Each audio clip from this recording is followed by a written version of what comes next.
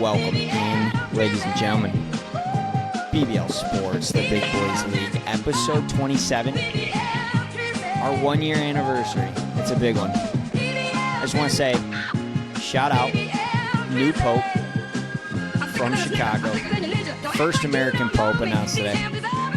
Chicago gets a Pope before a 4,000-yard single-season passer. Shout out Chicago.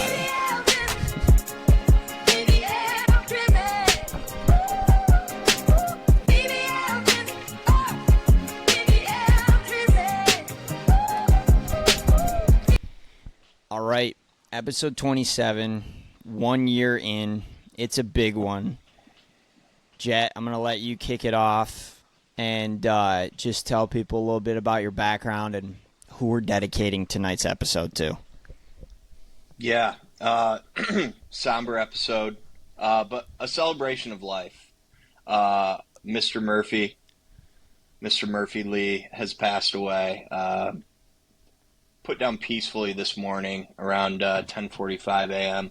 This is my sister's dog, OG good boy, king of the pets, eater of breakfast sandwiches, just an all-around great dog. And so we're celebrating him, dedicating this episode to him. Great dog. Rest in peace, Murphy. All dogs go to heaven. Yes. Also, all dogs all cats do go to heaven. All cats go to heaven, too. All cats as well. Shout out Patches. Forever. Shout out Patches. Yeah. No. R.I.P. Good boy. And, it sucks. Dogs just don't live long enough. They never do. But like you said, all dogs go to heaven, and we are dedicating this episode tonight to Mr. Murphy. So, all right. With that being said, let's talk some ball. It's been a while. Like I said, episode 27, and it's also, we've officially been doing this for a year. So really quick, I just want to take a moment and say, kind of cool looking back. We started this with this idea of, hey, we text each other about sports every week. Why don't we just get on a podcast once a week and talk about it? And no one's going to listen to it, but who cares? And it's kind of cool. Like a year later, almost 200 subscribers on YouTube, over 700 followers on TikTok. Not that that's a lot, but it's way more than I would have ever thought in a million years. So appreciate you guys if you're listening and supporting, because, again, we just do this for fun. So thank you guys. All right. With that being said, let's talk a little and actually, we're not going to start with Detroit, but we're just going to talk some basketball. I have to admit something to you, Jet, and I have no idea where you're going to fall on this. But we just went through 2 weeks of absolutely hating the New York Knicks and Karl Anthony Towns and Jalen Brunson. And twice now, I'm finding myself sitting on my couch watching this Knicks Celtics series. And I kinda am rooting for the Knicks. Is that wrong, or are you with me? No, it's always so tough. Who do you root for when your team gets knocked out? I remember, growing up, my dad always rooted for the team to lose that just beat, our team. It's like, nah, fuck them. My mom always rooted for the team that beat our team because she's like, oh, no, that means, we're the second best. And so there was always, I never really understood who to root for in that situation. It kind of just depends on, how the game went or how the series went. And honestly, we had such a good series with the Knicks. I don't know, I didn't really have, bad blood with them outside of, hating who Karl Anthony Towns is and the way Brunson plays from time to time. But goddamn is he good. Dude. He's a killer. So good. And, the Pope, you know where he went to college? Villanova. Yeah. That might be a sign. And, I kind of hate the Celtics. Their brand of basketball is ugly. The only one I feel like I really root for on the team is Peyton Pritchard. But outside of that, I watched a Porzingis interview of him talking like about, oh, they got to come here and win. They got to come here and win. And then they just get swept in their own building. That's disgusting. Dude, it's not just the fact that they got swept, it's how they got swept in their building. Up in game 1 and game 2, in the third quarter, up by 20 points, and they lose both games. And so I've got just a quick piece to say on this, and then we're going to move to the Pistons, and I want to get your thoughts as well. But I'm with you. I don't like the brand of basketball that the Celtics play, and I think historically, now I know I sound stupid, the Celtics won the championship last year, but historically, chucking threes is not a recipe to win a championship. Look at the teams in the past that have done it. They don't win championships. And don't say anything about the Splash Brother Warriors because they weren't just chucking threes. That wasn't their offense. They got to the hole, high percentage shots. They also have the best shooter that's ever lived on their team. I think this series comes down to one thing, though, one major thing. As long as the Knicks can keep it close, when there is 5 minutes left in the game, and if it is a tight game, the Knicks are going to win 8 out of 10 times because Jalen Brunson is a killer. I mean, he won Clutch Player of the Year for a reason. And Jason Tatum becomes, I don't even know what to call him. But the moment the lights are bright, Jason Tatum disappears. Jaylen Brown disappears. Jalen Brunson becomes Michael Jordan in his prime. So I just think I am shocked. I'm shocked at the way this series is going, and I'm finding myself rooting for the Knicks, and I am going to say it. I think the Knicks are going to the NBA Finals. I have a question. Okay. Do you think Tatum texts Kobe at all during this series? Have you seen those memes? And it's like the screenshot of the Tatum text to Kobe, and then Kobe responds and says, like, lose my number. Oh, yeah. It just cracks me up because, like, I think Karl Anthony Towns is so annoying, but then again, I also think of Tatum, and, like, Tatum doesn't get as much hate as he deserves. Like, that was the corniest thing you could do of all time, and, I mean, he's just been, like, him and Jaylen Brown has been, like, renowned as this amazing duo in the NBA, and outside of last year, they really haven't done shit. No. And look, they won a championship, respect, but injuries all through the Eastern Conference, and then somehow the Mavs come out of the West, and it was a little Mickey Mouse. I will say that. It was definite Mickey Mouse, and I hate when we I can't even think of the word, but cheapen championships. Yes. The last thing I ever want is the Pistons or the Tigers. I'll consider myself a Tigers fan now.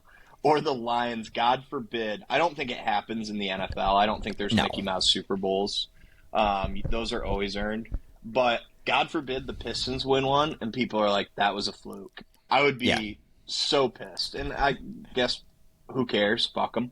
But Celtics definitely Mickey Mouse. There's 2 Mickey Mouse NBA titles in our lifetime. And it's last year and it's COVID. Yeah, LeBron's fourth. Lakers. Yeah. LeBron's Lakers one. That does not count. By the way, last thing we're going to say before we move to the Pistons. If you have not seen it, you have to go watch it. And if you want proof that it was a Mickey Mouse title, the on-court footage, like cell phone footage of the moment they won the NBA Finals, it's like, no, that's not the NBA Finals. Wait, for the Lakers or for the Celtics? Yeah, sorry, for the Lakers. In the bubble, it's the most... It looks like a bunch of, 30 to 40-year-olds celebrating at the YMCA like they won their men's league because there's nobody there. You ever see the video of Russell Westbrook after he dunks and then he turns to the crowd and it's literally just like 7 moms and their kids and he's just like, yes. Fuck y'all, that's what the fuck I'm talking about. It's like, chill, Russ. Come on, man. Which, by the way, as much as we do hate on the bubble and call it Mickey Mouse Championship, those first round games, That was some of the craziest basketball I've ever seen in my life. Like dudes were TJ Warren was dropping 50 bombs. Yeah, TJ Warren, I'm pretty sure got a bag after that. He was on the Pacers at the time. Yes. Or And was who was on the Suns? Because somebody else on the Suns went nuclear no, too. I think the Pacers signed him after he dropped a 50 bomb with the Suns Okay, in the bubble. yeah. In the bubble. But yeah, crazy stuff. All right, let's stay on the NBA topic and let's talk some Detroit basketball. a little early with the drop earlier. Sorry. But all right. So here's my question for you. We don't have to talk about, like, it's stupid to ask the question, did the Pistons have a successful season? Of course they had a successful season. They won 14 games last year.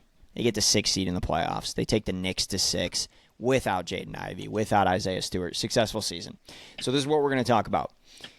You are Trajan Langdon, the Alaskan assassin. What is your master plan this offseason to make the Pistons a contender? Is it a splash signing? If so, who? Do we run it back, build around the core? What are you doing if you're Trajan Langdon? What do you want to see him do? We gotta go get Devin Booker. Like Ron Holland gone, Jaden Ivey gone. I want both of them gone.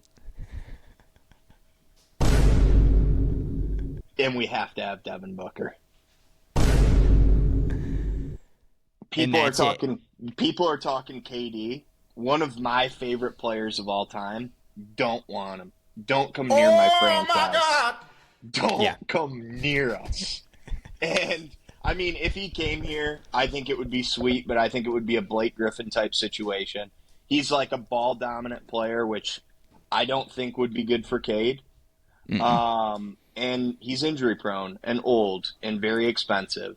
And I would much rather give that money to a young, healthy, amazing 3-point shooter from the state of Michigan, Devin Michigan Booker. man.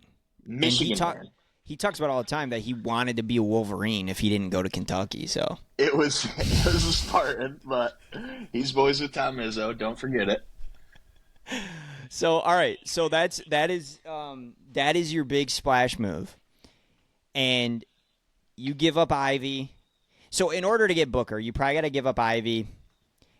You definitely have to give up Tobias. That's one thing. Like if the Pistons make a trade this offseason, because I'm a nerd, I've been doing some research and looking at the cap, and pretty much if the Pistons want to go out and make a move this summer, you have to trade Tobias Harris. He has to be a part of any of those deals. How much money he's making? Really? He's not really making that much, though. Out of your 27 mil? 30 mil? Yeah, but I'm saying, I mean, who else on our team's making money outside of him? You're assuming we re-sign like Schroeder, and you're assuming we re-sign Beasley. Yep. Yeah. And they're not trade pieces, right? Because they're free agents. So Right. who's on the right? So I guess let me put it this way: the reason Tobias Harris has to be traded is because you're not trading Cade. Nope. Maybe I'm crazy here, but you're not trading Asar Thompson. No. I think Ivy is the piece that you would trade. Right. And the Pistons are at the cap. They have to unload salary.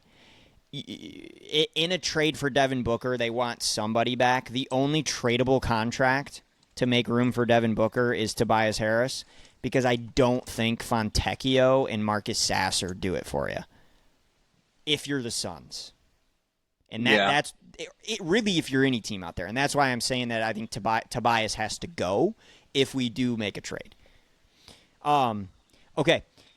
I'm going to tell you, I really like the game plan, and you and I talked about this. Devin Booker is such a great fit for this Pistons team because he's not ball dominant. He's a shooter, but he wants to play off the ball. He can handle the ball if needed. He's a veteran. He's been to the NBA Finals, and he's a Michigan man. I love the Devin Booker idea. But I've been thinking about this, and I want to pitch you an idea. What if they don't go get a massive name, and they do run it back, but they add some pieces around what they have.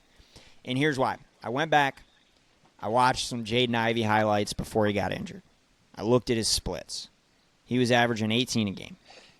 He was shooting damn near 50% from the floor. And Jet, what does this Pistons team need? It needs 3-point shooting. Okay. I want you to guess what Jaden Ivey was shooting from the three-point line when he broke his leg. I'm going to say 29%. 40%, Jet. What is this, one game? I don't believe that for a second. 40%. No, he has improved significantly on his shooting percentages every year in the league. And so saying that, I think Jaden Ivey can be the number 2 option on this team. And if he continues to get better, is he going to shoot 40% from 3 for the entirety of next season? Probably not. If he does, that would be insane. But I think Jaden Ivey can be a viable number 2. Cade running the point. Asar gets another summer to get better and work on his game. He was not able to work out last year over the summer because of that blood clot. Obviously, all the young players they have. Let me pitch you on another trade idea. Lauri Markkanen. That is my dream. Let's bring a true stretch 4. 6 foot, what is he, 6'11", 6'10", and he can shoot the rock. He would be he is my dream piece to the current Pistons as they're constructed, to spread the floor, help protect the rim a little bit. Tobias was awesome on Cat on the defensive end, but you get more size in Lauri Markkanen, and what he would do for that offense would unlock quite a bit to what is already a really good basketball team. Thoughts? I love that. I love Lauri Markkanen. He's amazing, and I think that he would fit the team great. Would I rather have Devin Booker? Yes. But if you're telling me that it's Lauri Markkanen, take it or leave it. You know what's crazy? If you're telling me Lauri Markkanen or Giannis, I'm going Lauri Markkanen. That's not crazy. Because I want to be able to stretch. I want to be able to spread the floor. We need shooting. Yeah. And I don't think that if we added somebody like Giannis, and that's insane to say, Giannis is a top 3 player in the NBA, but he doesn't shoot well. And we need somebody that can shoot. They surrounded him with shooters. We need to surround Cade with shooters. I agree. And okay, last question for you. Would you rather have Devin Booker or Lauri Markkanen and Jaden Ivey? Give me Devin Booker. Wow. I love Jaden Ivey, but I really don't think that he and Cade play well together. And that's just me. I hope that I'm wrong, and I hope that it's a fruitful relationship. I just don't see that. I see Jaden Ivey being a ball-dominant player somewhere else. And, I think that he would thrive in that role. But who do I want more who do I want more bringing the ball up the court? I want Cade bringing the ball up the court. For sure. Cade's top 10. Cade's top 10 in the league already. He's in top... Yeah, Cade Cade is top 5 conversations next year. Just wait on it. Easy. And... No, I get we disagree on this, but I get where you're coming from. I think Jaden Ivey can work, and I could be wrong, but I want to see a season of Jaden Ivey and Cade with JB Bickerstaff. Because Jaden Ivey's rookie year, Cade was not healthy. And Jaden Ivey was pretty much point guard the whole season.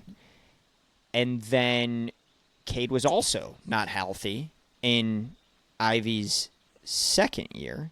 And then this year, Jaden Ivey broke his leg. So also, is there ever been a worse coach with young talent than Monty Williams? No. He was legit not playing Jaden Ivey. Dude, it was bad. Remember that? He was playing Killian Hayes over Jaden Ivey. Yeah. That's the most important part. He wasn't just not playing Ivey. Killian Hayes was stealing his minutes. That is, like, honestly, that makes me like Jaden Ivey more for him being slighted. I don't know why, but God, I was so pissed when we fired Monty Williams because we were paying him so much. But that was an atrocity. It really was. Killian Hayes shouldn't have been getting any minutes. His best attribute was bounce passes. Yes. And that was what Monty Williams in Detroit was like, the guy at work that knows he's leaving his job and he's just like, I'm just going to show up and collect a paycheck until they fire me or I finally decide to leave. Quiet quitting. Monty Williams exactly. was quiet quitting. He's like, exactly. You know what, guys? They're all in the locker room. He's like, Killian's getting the start tonight. And Killian's like smiling ear to ear, and everyone's like, what the fuck is going on? He's literally like, I so badly don't want this job. I want to be fired so bad that they're not mad enough at me that that we're on a 30-game losing streak. Let's start you, Killian. Yeah, that tells you everything that you need to know. So all right, just wrapping it up. That's what we're keeping our eyes on. Jet likes Devin Booker. I want Lauri Markkanen. We will see what the Pistons do. No first-round pick this year. I don't think we're not going to get a difference maker in the draft. So it's going to be through free agency. And I think before we switch over to the Lions, just want to confirm I am team re-sign Beasley and Schroeder. Tim Hardaway, I love you, but don't need you. Are you with me on the free agents? Don't want Tim Hardaway back. Love him. Don't need him, especially if we're re-signing Beasley. I want one of them. I do want one of them. But Beasley will be cheaper. I love Beasley, and I think I like him maybe even a little bit more than Hardaway. I gotta and definitely re-sign Schroeder, 100%. Like the must. Menace. The menace, especially if Ivy is gone. I don't mind Ivy staying if we lose Schroeder, but I think that Schroeder is like the perfect fit for this team. Little fun question for you. Stack rank 3-point shooting percentage from last season. Jaden Ivey, Devin Booker, Lauri Markkanen. I'm going to go Lauri 1. This is just percentage, right? Yeah. This year or this season? Yeah. Oh. So you know that Ivy shot 40%. Yeah. So then Ivy 1, Lauri 2, Booker 3. Yeah. Ivy at 40, Lauri at 34, and Booker at 33. Okay. Booker is taking significantly more threes than the other two, but it's interesting. Yes, it is. I mean, 25 points per game for Booker. Lauri, 19 points per game, still not bad. Solid. Yeah, I'm telling you, I feel like the more and more I think about this Pistons team, the more and more I watch them, they are a true stretch 4 away from being real-time contenders, in my mind. Could be wrong. But and they don't grow on trees. No. And they all happen to be like 7 foot and white, like Kristaps Porzingis and Lauri Markkanen. They're like the same player. So, but all right, let's switch gears. Let's talk a little football. We haven't done that in forever. So we're gonna get into the draft. We're gonna break down the Lions draft class. But I have to ask you this question first because we are less than a week away from the schedule reveal, which, hilarious, the NFL is doing like a massive TV event to reveal the schedule. Just quick yes or no.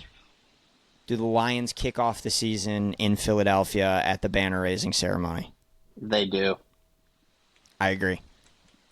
I think if you look at the Eagles' schedule, the NFL does not like to do divisional games for that kickoff.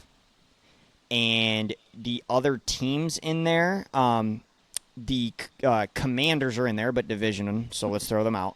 The other teams in there would be the Rams and the Lions. I could see the Rams. They played in the playoffs. They met in the playoffs last year, so I could see the Rams. But what was the most watched team in the NFL last football season? The Detroit Lions. The Detroit Lions. And money talks. And I am here for it. I would absolutely love to kick off the NFL season again. Last year was Chiefs-Ravens. Chiefs-Ravens. And then the year before that. Chiefs-Lions. Yep. BB showing up in a major way, pick 6 to tie the game, second half, and then the Lions never look back. I would love that. So, all right, we're on the same page. We'll look out for that. That's Wednesday night. All right, I'm just going to quickly take us through who the Lions drafted, and then I got a couple questions for you. Tyleik Williams, first round selection, defensive tackle out of Ohio State. If you guys don't know much about him, really similar game to Aleem McNeil. The way he plays, the way he's built. Tate Radledge, guard out of Georgia, traded up, gave up a ton of assets to get Isaac Tesla, wide receiver out of Arkansas, where I feel like we're going to talk about him a lot. Miles Frazier, another guard from LSU. Ahmad Hassanine, the edge out of Boise, cried and told Dane Campbell, "I will die for you" on that field during his draft call. Dan Jackson, a white safety out of the University of Georgia. Interesting pick there. And then also in the 7th round, Dominic Lovett, wide receiver out of Georgia. So that rounds out the entire Lions draft class. And here's where we're starting. What is your favorite pick? God, that's tough. I'm going to say Ratledge. Just because I saw some stat about him being the highest graded athlete ever to be drafted. So I think that's exciting. I don't know how the NFL draft to me is just so crazy because how these scouts and GMs, how they define talent. And it's how's this guy not higher up in my mind? From dating back to all the metrics, they're saying he's the most athletic guard that they've ever seen. It's why would this guy not be top drafted anyway? And then the fact that we're giving up capital for him made me love him. So I'm saying him. I'm excited to see how he plays. Tesla also got me excited, but I like our wide receivers right now. So I mean, him being the third option is really cool. Yeah, no, that's funny. You actually stole my favorite pick because it was also Ratledge because it fills a massive need for us and then everything that you said. And by the way, hell of a haircut. Check out that mullet when you get a chance. Drafted 2 guys with mullets. And Tesla, you brought up a great point. I was shocked with the trade up for Tesla. And is it Tesla? I think it's Tesla. That's what everyone's saying. We'll go with Tesla.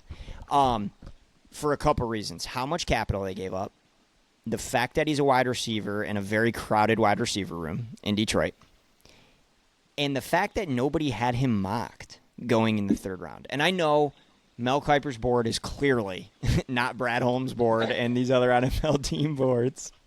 But this is one of those picks where you just have to trust Brad. But I will say this, if this doesn't turn out, this could end up being another Jelani Tavai type pick, where Bob Quinn took him in the 2nd round, and ESPN didn't even have a highlight clip to play of him because he wasn't supposed to be drafted. Yeah, that was bad. Is Tavai still playing or no? He went over to New England for a little bit and was kind of a rotational piece for them. I don't believe he's still playing. By the way, he was there with Matt Patricia when he was in New England. So, but here's the thing. Here's the thing with Tesla that I like. He's 6'4" and runs a sub 4.40. I mean, he's fast and he's tall and he's a jump ball guy, but he's got speed. The other thing that I like about him is that Brad Holmes said he might not have been our highest ranked wide receiver on the big board, but he was our favorite receiver in this draft. And why I like this pick is it makes sense when you look to the future. Isaac Tesla is not J-Mo. Will never be J-Mo. But it is impossible. There is a 0% chance that J-Mo is a Detroit Lion in 2 years. 3 years. And so, because of that, J-Mo's out. You're going to need to develop another receiver who might be ready to step up and play a bigger role in a couple years. Behind Amon-Ra, behind J-Mo. Learn from Tim Patrick a little bit. And you get another big body on the outside to maybe throw some jump balls to, which is something we missed until Tim Patrick started to kind of come on at the end of the season. So that is why I like that pick. My sleeper pick, where I think might be one of those late round Brad Holm gems, is Hassanine out of Boise, the edge. So have you had a chance to watch any of his tape, see any clips? Do you know anything about this guy? I saw a little bit of clips the day we drafted him, but outside of that, nothing. Somebody else was excited about him too, which I was happy about, but I know nothing about him outside of that. Okay. So if you don't know much about this kid, he's out of Boise State, defensive end. We need edge rushers on the Lions roster. But from Egypt, started playing football really late in life. So still learning the game, still learning how to play. He's huge. He's crazy athletic, and his motor is, he's a Detroit Lions guy. His motor does not stop. And so he's one of these guys that, you take a flyer on him late round, his ceiling is very, very high. He's still learning how to play the game. He's got all the physical tools, and he plays really, really hard. And it also helps if you've got Aiden Hutchinson on the other side. A lot of one-on-one opportunities for him. So do I expect him to be this great pass rusher his rookie season? No, but I really like the upside. That's my sleeper pick of the draft out of Brad. I like that. I like that a lot. What else was I going to say? Can we talk about something else with the draft? Sure. Shadur. Yeah, let's hear your takes. Let's hear your takes on the fall. If he went like number 2 or number 3 overall, I would have been like, this kid's going to have a really rough time. Like, he's going to have a bad career. Going to be in a shitty situation. Granted, he still fell to one of those teams where he's probably going to be in a shitty situation with the Browns, which is unfortunate. It would have been nice for him to go to a team where he actually could sit behind a quarterback for a year. The Rams? Yeah. I was shocked the Rams didn't take a 5th rounder on him, 4th rounder. Yeah, like that blows my mind. I think his life would have been hell going to the Raiders.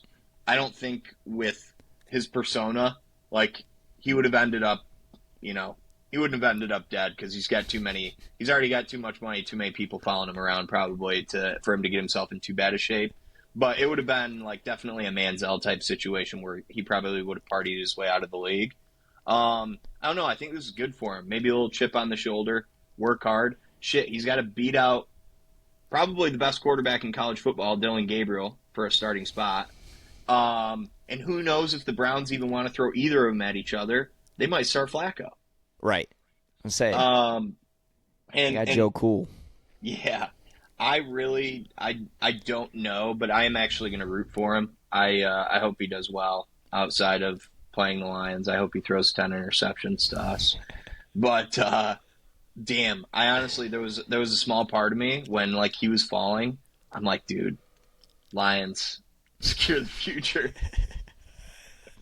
I was scared because the way that Brad talks, it's like we're just going to take the best player on our board. And we're getting into the 3rd and the 4th and the 5th. And I'm thinking, did the Lions even have a quarterback board? Because if they have their best players available, there's a real good chance Shadur's up there. And I thought there was a shot. 100%. Could have done it, but... Could you imagine? They're just like, well, we thought he was going in the 1st round. He's here in the 5th. Why not? And then I think I swear to God, I think this is what happened. I think he had a bunch of interviews.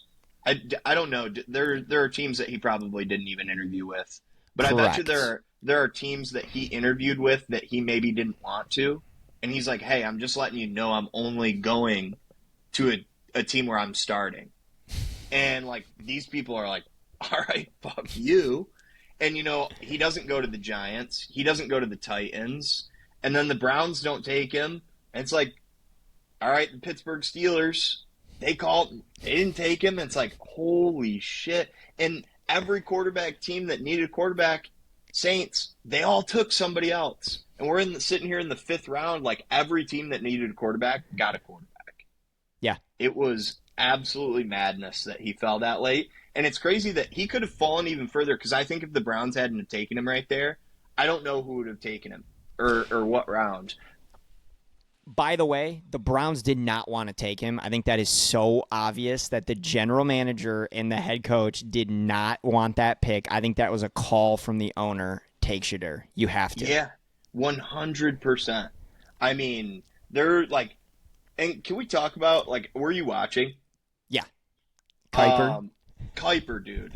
Like, it just goes to show you, like, that's how these guys get paid. You know, like Dion's got, there's damn near lobbyists out there that are just, like, trying to lobby for these players. Oh, this is a disgrace that he's fallen this far. This league doesn't know anything. It's like, dude, you get picks wrong every single year. You're wrong 90% of the time. Like, that's football. That's talent He's analysis. the guy. Mel Kiper is the guy that said if Jimmy Clausen doesn't work out in the NFL, I will retire. I'll hang it up.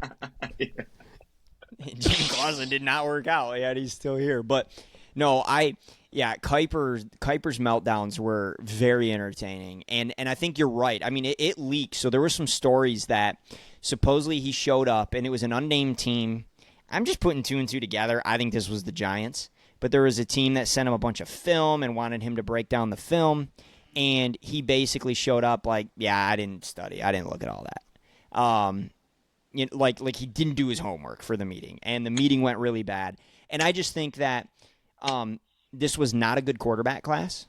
I don't think Shedeur is that good of a quarterback. I think he was one of the top QBs in the class, but it wasn't a good quarterback class. I don't think teams outside of the Titans were planning on getting their quarterback of the future from this draft. And I think they're sitting there like, do we want that in our locker room? He's not going to be our starter. He's what comes with him and Dion and the attitude. And I think that explains why he fell so far, because he's not I thought it was funny when he fell out of the first round, and then by the time we got to day 3, I found myself feeling terrible for him because I'm like, he's a much better player than round 5. Yeah, no, for sure. And it's so funny, though, because I truly, like, I go back to this. There are lobbyists out there. There are so much, like, PR for him. I don't know if you follow Complex on Instagram, but, dude, they had, like, 5 posts about how the NFL's robbing Shedeur Sanders. And it's like, I believe they're all making business decisions. I do think that he should have been drafted earlier, but saying that he's getting robbed, like, obviously he had terrible interviews. And the fact that he's posting, like, I don't know if you saw the podcast that he went on, and they're like, who's the I forget, they're like, who's the best quarterback in the NFL? And he's like, who's ever throwing to George Pickens and DK Metcalf next season, because he thought he was going to the Steelers. Oh my gosh, like, I did not see that. Dude. And Pickens is in Dallas now? Yeah, Dak Prescott. According to Shedeur Sanders, Dak Prescott and Mason Rudolph, best quarterbacks in the NFL. It's actually not even Mason Rudolph. Who the hell's the quarterback of the Steelers? Well, Mason Rudolph is in the room. They re-signed him.